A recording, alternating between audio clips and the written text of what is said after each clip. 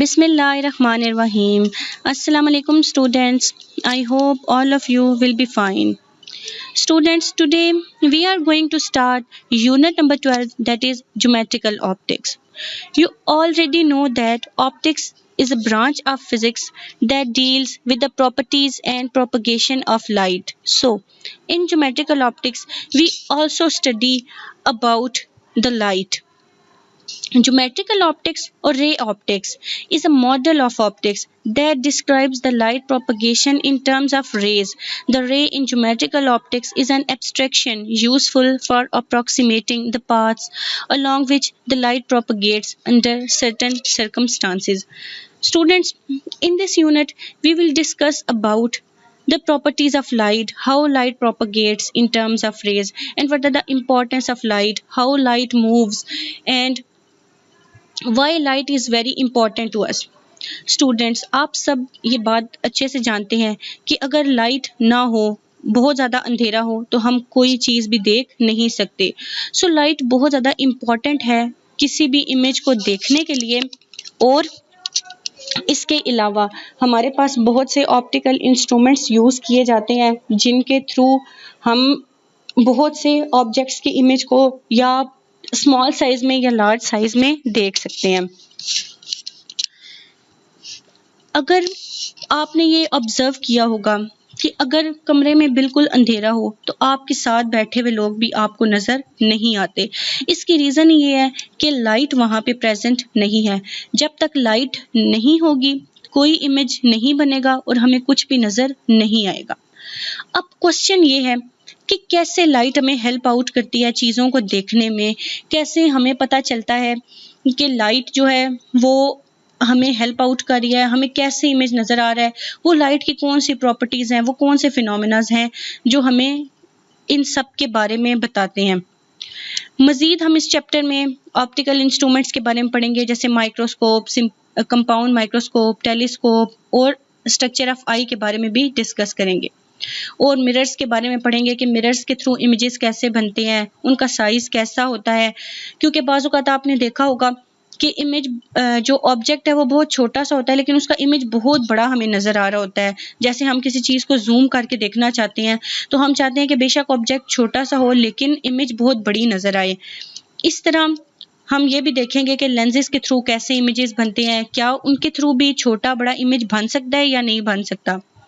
तो स्टूडेंट्स, ये सब फिनोमेनाज हम इस चैप्टर में डिस्कस करेंगे. जो टॉपिक आज हमने डिस्कस करना है इस रिफ्लेक्शन ऑफ लाइट, कि कैसे लाइट में रिफ्लेक्शन हो रही है. क्योंकि लाइट की भी ये प्रॉपर्टी है कि वो रिफ्लेक्ट भी करती है, रिफ्रैक्ट भी करती है और डायफ्रैक्शन भी होती है.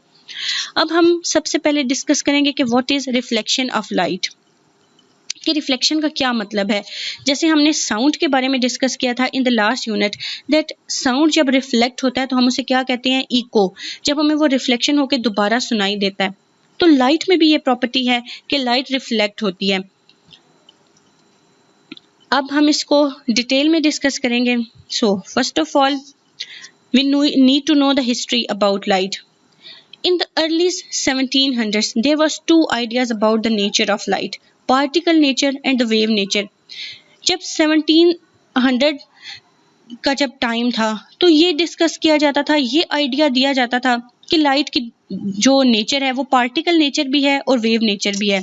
इस हवाले से न्यूटन ने भी अपने आइडिया को फॉरवर्ड किया. उसने बताया कि लाइट की कॉर्पस्कुलर नेचर है, मीन ज़राती नेचर है.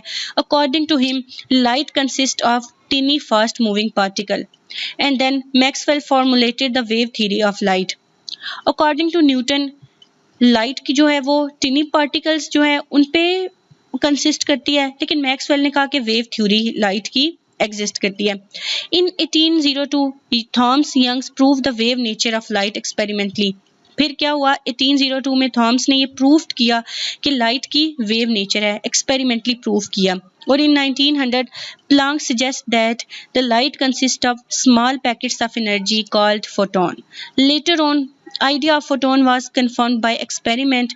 Now we know that the light has dual nature, light as well as particle nature.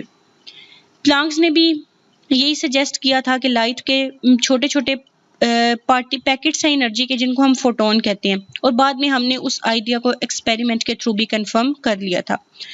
फिर अब हम यही जानते हैं कि लाइट की डुअल नेचर है, light as well as particle nature, mean इसकी वेव नेचर भी है और इसकी पार्टिकल नेचर भी है। Okay, so let's proceed to our topic. Why we can't see object in the dark? Because there is no light. जब light नहीं होगी तो हम किसी भी ऑब्जेक्ट को देख नहीं सकते, और जब लाइट ऑब्जेक्ट पे फॉल करती है और फिर वो दोबारा ऑब्जेक्ट से वापस जाती है और हमारी आईज में एंटर होती है, तब ही हम ऑब्जेक्ट्स को देख सकते हैं। We can see objects only when there is light.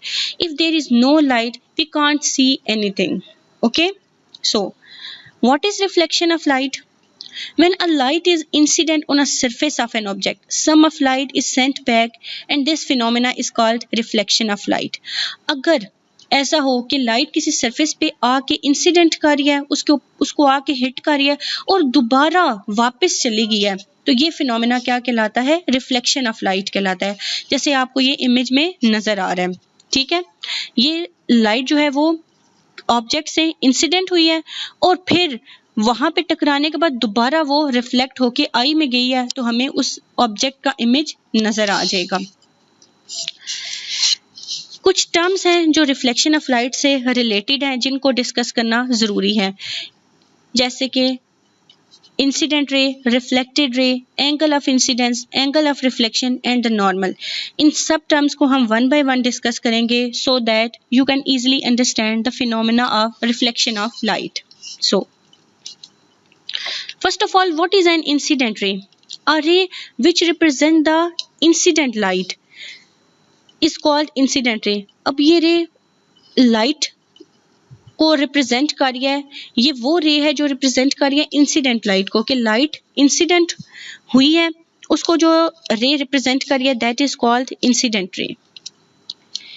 A ray which represent the reflected light is called reflected ray. और वो रे जो लाइट को रिफ्लेक्ट बैक कर रही है वो रे क्या कहला रही है? रिफ्लेक्टेड रे, और जिसको हमने ओ बी से यहाँ पे रिप्रेजेंट किया, और इंसिडेंट रे को ओ ए से रिप्रेजेंट किया।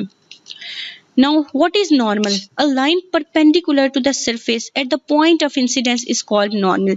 जिस पॉइंट पे लाइट आके इंसिडेंट कर रही है उसके परपेंडिकुलर जो लाइन ड्रॉ की जाती है उस लाइन को क्या कहा जाता है? नॉर्मल, और ये हमारे पास ओ एन से डिनोट हुई है यहाँ पे। अब नॉर्मल ड्रॉ करने का मकसद सिर्फ यही है कि हमें पता चले कि क्या जिस एंगल से लाइट आके इंसिडेंट कर रही है क्या उसी एंगल से रिफ्लेक्ट कर रही है। तो इस बात का पता लगाने के लिए हम नॉर्मल को क्या करते हैं? ड्रॉ करते हैं perpendicular. Now what is angle of incidence? An angle between the incident रे and the normal is called angle of incidence. Incident ray और नॉर्मल के दरमियान जो एंगल हमारे पास प्रोड्यूस होता है, जो एंगल बनता है, that angle is called angle of incidence and we represent it with small I. Okay, now what is the angle of reflection here? An angle between the reflected ray and the normal is called angle of reflection. अब वो angle जो reflected ray और normal के दरमियान बनता है उस angle को हम क्या कहते हैं? Angle of reflection, and we denote it with small R. Okay, this is the reason to draw normal, to find the angle of incidence and the angle of reflection. Okay, now you can easily understand more about the reflection of light with the help of this video. Have you observed the path of light when it strikes the mirror or wall in daily life? Does it move along straight line path or changes its direction? Definition: when light ray strikes the boundary of two media such as air and glass, a part of light is turned back into the same medium. This is called reflection of light. A highly polished surface, such as a mirror, reflects most of the light falling on it. Laws of reflection. 1.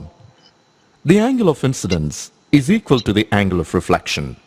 And 2. The incident ray normal to the mirror at the point of incidence and the reflected ray all lie in the same plane. These laws are applicable to all types of reflecting surfaces, including spherical I hope surfaces. students you got it. Now what are the laws of reflection? Laws mean कानून, वो कानून जो किसी भी चीज के लिए जरूरी होते हैं. अब रिफ्लेक्शन के लिए वो कौन से लॉज हैं? जब तक वो एप्लीकेबल नहीं होंगे या जब तक उन लॉज को ओबे नहीं किया जा रहा होगा तो हम ये नहीं कह सकते कि लाइट रिफ्लेक्ट कर रही है.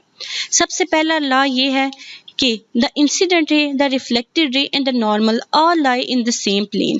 कि जो इंसिडेंट रे है, रिफ्लेक्टेड रे है और जो नॉर्मल है वो एक ही प्लेन में लाई करेगा, प्लेन चेंज नहीं होगा. And the second one is the angle of incidence is equal to the angle of reflection. अगर हमारे पास एंगल ऑफ इंसिडेंस और एंगल ऑफ रिफ्लेक्शन एक दूसरे के बराबर हैं, उसी सूरत में रिफ्लेक्शन हो रही है. Otherwise, we can't say that this is reflection of light.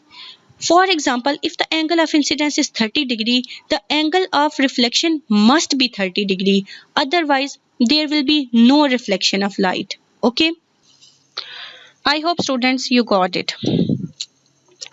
Now, this is the summary of reflection of light, that the throwing back by a body or a surface of light without absorbing it.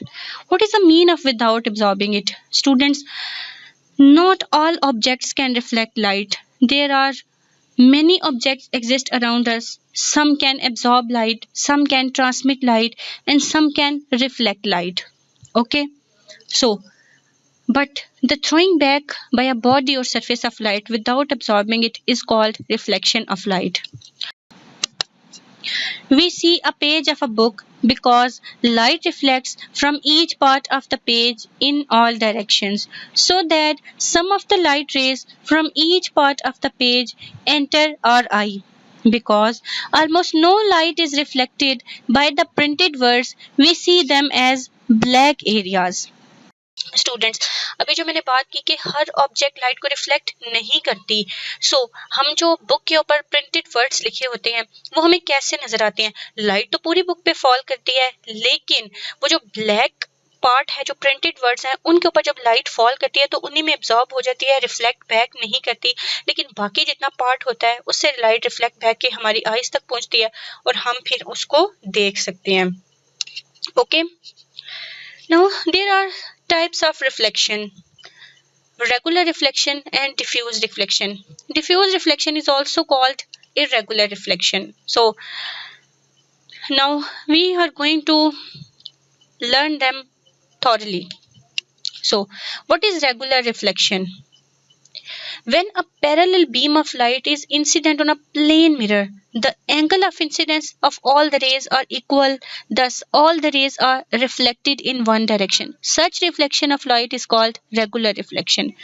जब हमारे पास कोई surface बिल्कुल smooth होती है, smooth होने का मतलब क्या है कि उसमें कोई पिट्स एंड बम्प्स नहीं है, प्रॉपरली स्मूथ है अगर वो सरफेस, तो क्या होगा? जैसे कि एक प्लेन मिरर है, तो लाइट जब उसके ऊपर फॉल करेगी, इंसिडेंट होगी, तो वो क्या होगी? तमाम जो रेज हैं वो उनके जो एंगल ऑफ इंसिडेंस है वो इक्वल होगा.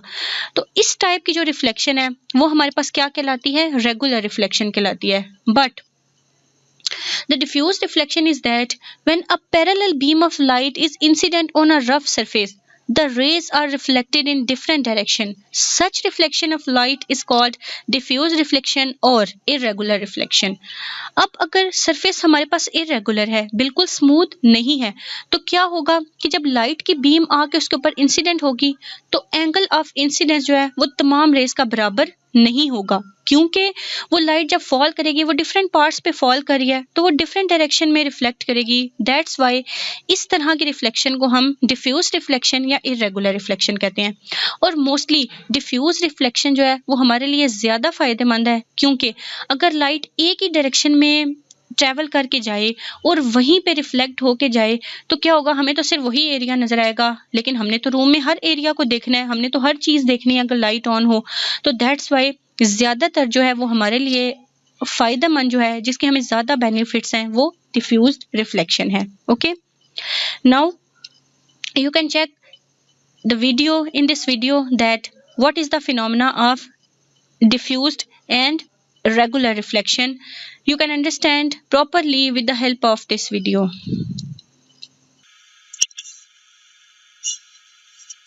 We now know that light falling on an object is reflected. Reflection from a smooth surface like that of a mirror is called regular reflection.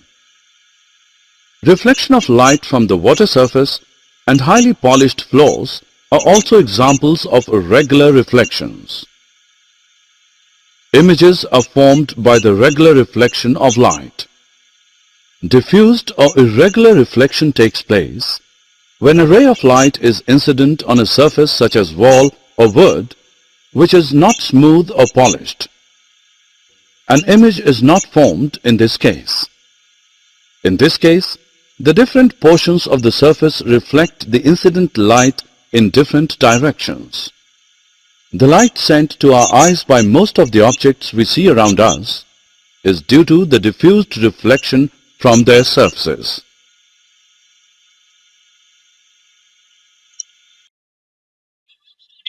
This video helps you to clear the concept about the regular and diffused reflections. So, it is the time for your home task. You have to do the review question that I have given in this slide because these are all related to today's topic. So, you have to do them on your notebooks. And if you have any query related to today's topic and about review questions, you can ask me. Thank you and Allah Hafiz.